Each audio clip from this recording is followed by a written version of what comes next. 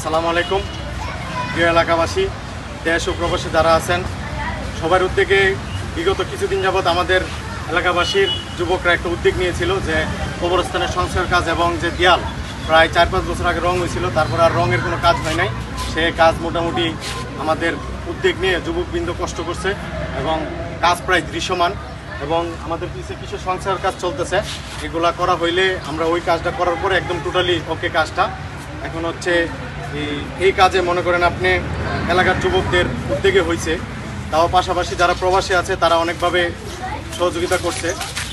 দিন রাত তারাও মানে অক্লান্ত পরিশ্রম করে কাজটা সম্পূর্ণ প্রায় মোটামুটি শেষ এবং সেই কাজের পরিপ্রেক্ষিতে এখন আমাদের যে মানে শ্রম তো হয়েছে, অর্থ শ্রম টোটালি মোটামুটি যা হয়েছে টোটাল এখন অবধি খরচ হয়েছে আপনার 47,085 টাকা। আর হচ্ছে আমাদের প্রায় যে ওই জায়গায় সময় একটু সংস্কার কাজ চলতেছে, ওইটা সম্পূর্ণ হইলে আমাদের হচ্ছে মনে করেন আরও আমাদের রিজার্ভে আমরা 8,000 টাকা দূরছি। ওই সংস্কার কাজ শেষ হইলে ওইটা রং বাবদ আমরা 8,000 দূরছি। টোটাল আপনার খরচ হইলো আপনার 55,085 টাকা। তারপরেও মনে করেন হ্যাঁ আরও লং হইতে পারে।